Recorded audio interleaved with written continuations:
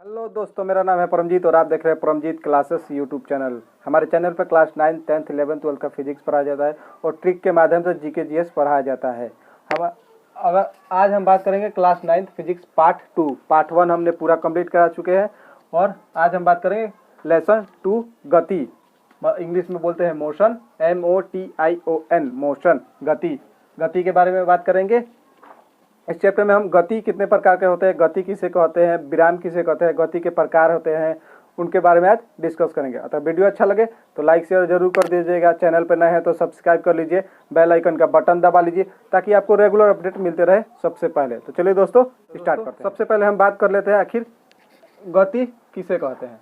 तो गति क्या, कोई भी वस्तु अगर गति की अवस्था में, जैसे मान लीजिए कोई भी वस्तु चल रहा है तो उसको क्या बोलते हैं, वो गति की अवस्था में है। और विराम किसे बोलेंगे, जो भी वस्तु, कोई भी पिंड या वस्तु जो स्थिर अवस्था में हो, चाहे रुका हुआ हो। जैसे मैं रुका हुआ हूँ तो मैं विराम की अवस्था में हूँ और मैं अगर चलने लगूंगा तो क्या आ जाऊंगा, गति की अवस्था में। गाड़ी रुकी हुई है तो क्या है, विराम की अवस्था में। अगर चलने लगेगी तो क्या आ जाएगा, उसमें त्वरण उत्पन्न होगा, एक्सीलरेशन, और वो चलने लगेगी। और चलने लगेगी तो क्या हो जाएगा, गति की अवस्था में हो जाएगी। दीवार स्थिर है, ये क्या है, दीवार स्थिर है तो क्या है, ये विराम की अवस्था में। पेड़ पौधे जितने भी है स्थिर है तो क्या है, विराम की अवस्था में। और कोई भी वस्तु चलने लगेगी तो उसे क्या बोलते हैं, गति की अवस्था में बोलेंगे। तो यही बात करेंगे, विराम किसे कहते हैं, गति किसे कहते हैं, और गति के प्रकार के बारे में। कोई भी वस्तु की स्थिति समय के साथ अन्य वस्तुओं की अपेक्षा अगर बदल रही है तो उस वस्तु को गति में कहा जाएगा। अगर सिंपल में याद करना है तो बस जो भी वस्तु चल रहा है वो गति की अवस्था में है, जो रुका है विराम की अवस्था में। अगर ये लिखना है डेफिनेशन तो लिखिए, यदि कोई वस्तु अन्य वस्तुओं की अपेक्षा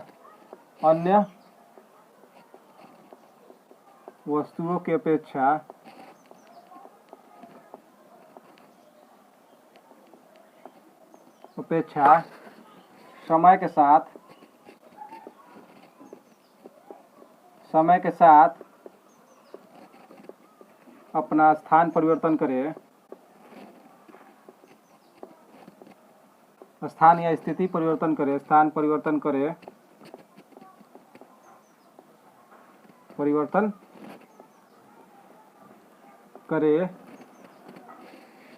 तो उस वस्तु को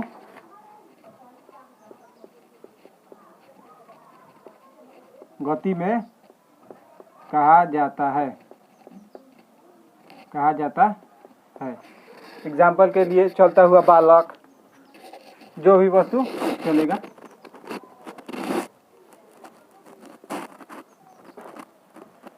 तो हलता हुआ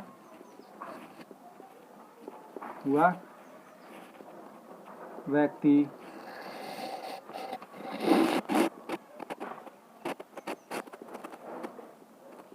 चलती हुई गाड़ी इत्यादि,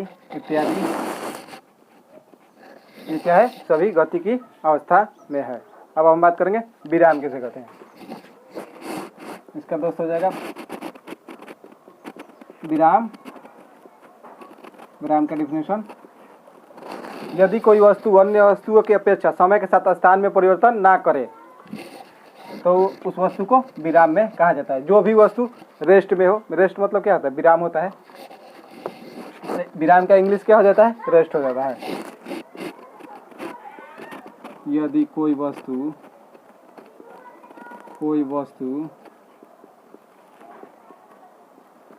अन्य वस्तुओं के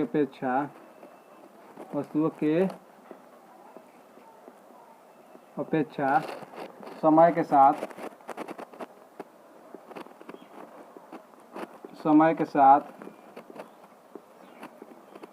अपना स्थान परिवर्तन करे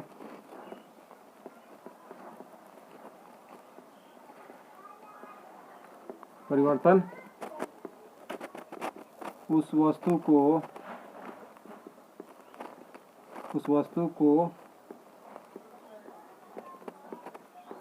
विराम में कहा जाता है। एग्जाम्पल के लिए,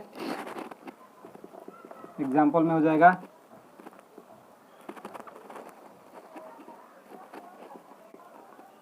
दीवाल,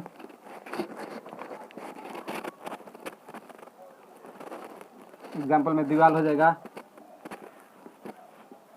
स्थिर गाड़ी,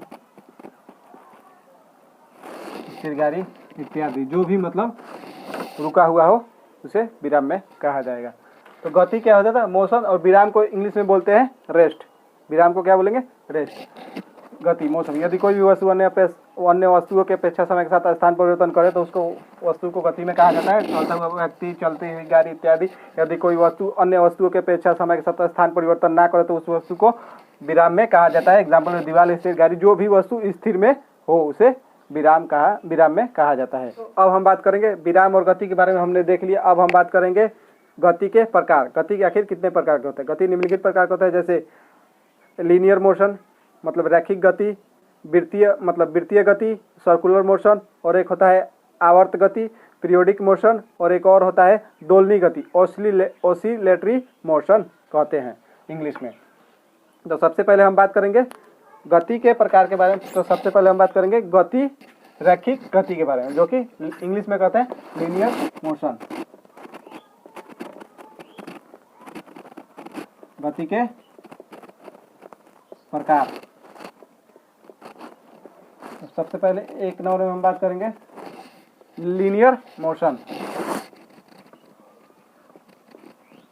रैखिक गति,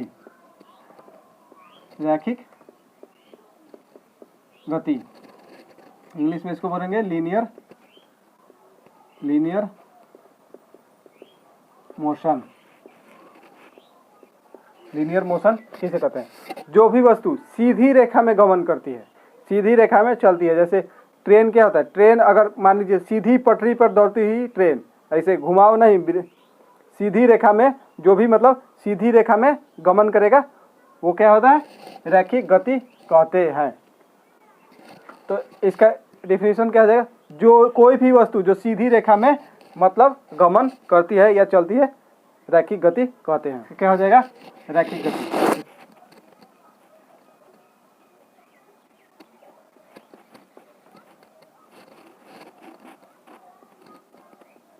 जो वस्तु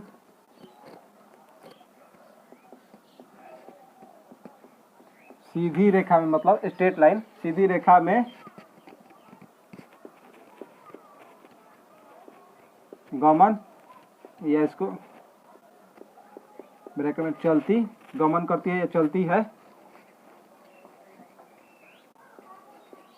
गमन करती है, उसे रैखिक गति कहते हैं। कोई भी वस्तु जो सीधी रेखा में गमन करे उसे रैखिक गति कहते हैं। एग्जाम्पल के लिए, जैसे एग्जाम्पल में जैसे में मतलब कि जैसे में हो जाएगा बंदूक से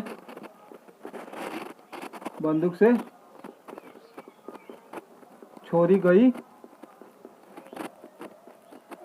गोली। बंदूक से गोली छोड़ा जाता है तो क्या हो? सीधी रेखा में गमन करती है, या सीधी चलती हुई, सीधी पटरी पे चलती हुई ट्रेन, सीधी पटरी पे, टेढ़ा मेढ़ा नहीं, सीधी पटरी पे चलते हुए ट्रेन, वो भी क्या होगा? रैखिक गति का उदाहरण हो जाएगा। तो अब इसके बाद हम बात करेंगे रैखिक गति के बाद अब बात करेंगे वृत्तीय गति, जिसको इंग्लिश में बोला जाता है सर्कुलर मोशन। वृत्तीय गति, वृत्तीय गति को इंग्लिश में क्या बोलेंगे? Circular motion.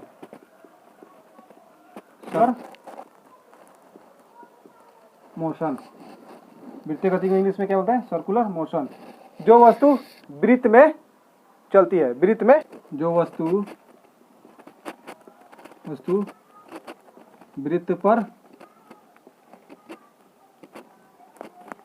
पर चलती है उसे क्या बोलते हैं? वृत्तीय गति कहते हैं, मतलब सर्कुलर मोशन कहते हैं। वृत्तीय गति। वृत्तीय गति के उदाहरण क्या हो जाएगा, जैसे सूर्य के चारों ओर पृथ्वी क्या करता है, भ्रमण करता है। सूर्य के चारों ओर वृत्तीय गति में भ्रमण करता है, वृत्तीय गति में भ्रमण करता है। सूर्य के चारों ओर पृथ्वी वृत्तीय गति में भ्रमण करता है। चारों ओर चंद्रमा की गति या फिर सूर्य के चारों ओर पृथ्वी की गति, तो क्या बोलते हैं, वृत्तीय गति। मतलब जो भी वृत्त में, मतलब जैसे ऐसे वृत्त में गति करेगा उसको क्या बोलेंगे, वृत्तीय गति कहेंगे, बस सिंपल। और जो सीधा रेखा में गमन करेगा उसको मतलब लीनियर मोशन, लीनियर मोशन, रैखिक गति कहेंगे।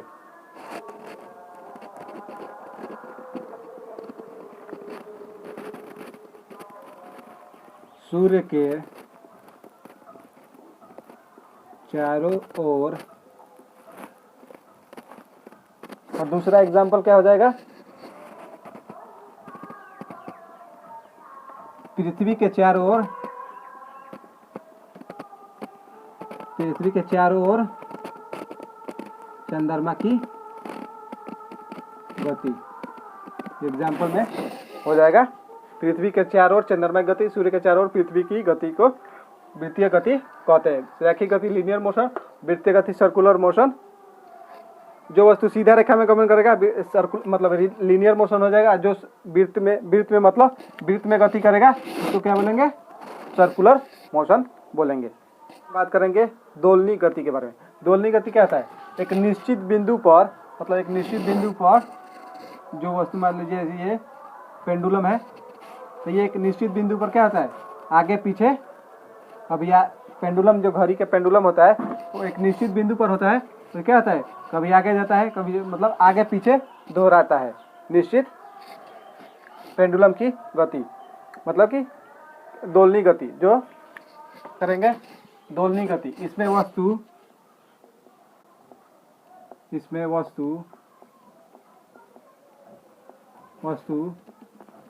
एक निश्चित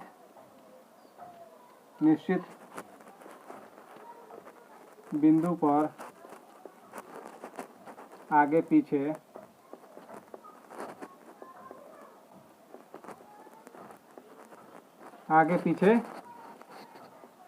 चलती है, इसे क्या बोलते हैं, दोलनी गति या ऑसिलेटरी मोशन कहते हैं। एग्जाम्पल के लिए हो जाएगा, मतलब कि एग्जाम्पल के लिए झूले की गति, झूले की गति। और एक और एग्जाम्पल हो जाएगा झूले की गति, घड़ी के पेंडुलम की गति। घड़ी का पेंडुलम देखिएगा आप, एक निश्चित बिंदु पर रहता है और आगे पीछे ऐसे डोलता रहता है, उसको क्या होता है, दोलनी गति कहते हैं। घड़ी के पेंडुलम की गति दोलनी गति का उदाहरण है। जो भी वस्तु एक निश्चित बिंदु पर आगे पीछे डोलता है उसे दोलनी गति कहते हैं, या ऑसिलेटरी मोशन। ऑसिलेटरी मतलब मोशन इंग्लिश में बोलते हैं और हिंदी में दोलनी गति। एक और बच गया है आवर्त गति, जिसको इंग्लिश में बोलते हैं पीरियोडिक मोशन। आवर्त गति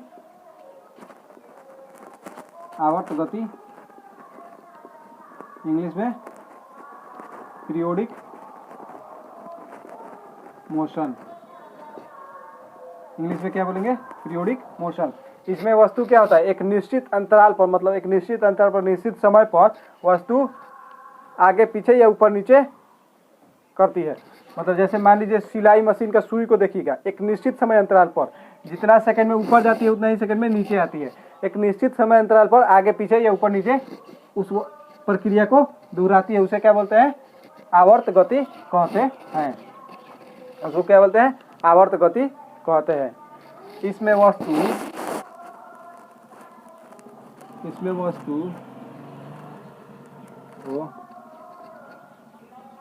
गति को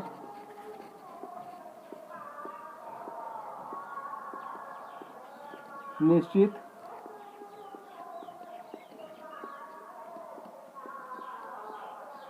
समय अंतराल पर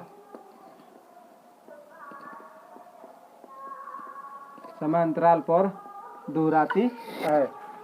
निश्चित समय अंतराल पर दोहराती है। जैसे एग्जाम्पल के लिए हो जाएगा सिलाई मशीन की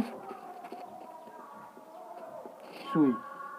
और भी होता है एग्जाम्पल इत्यादि, जो भी मतलब निश्चित समय अंतराल पर उस प्रक्रिया को बार बार दोहराती है, उसे आवर्त गति पीरियोडिक मोशन कहते हैं। तो चलिए दोस्तों, आज का लेक्चर हम इतना ही रखते हैं। वीडियो अच्छा लगे तो लाइक शेयर जरूर कर दीजिएगा। चैनल पर नए हैं तो चैनल को सब्सक्राइब कर लीजिए, बेल आइकन का बटन दबा लीजिए ताकि आपको रेगुलर अपडेट मिलते रहे सबसे पहले। जय हिंद, जय भारत।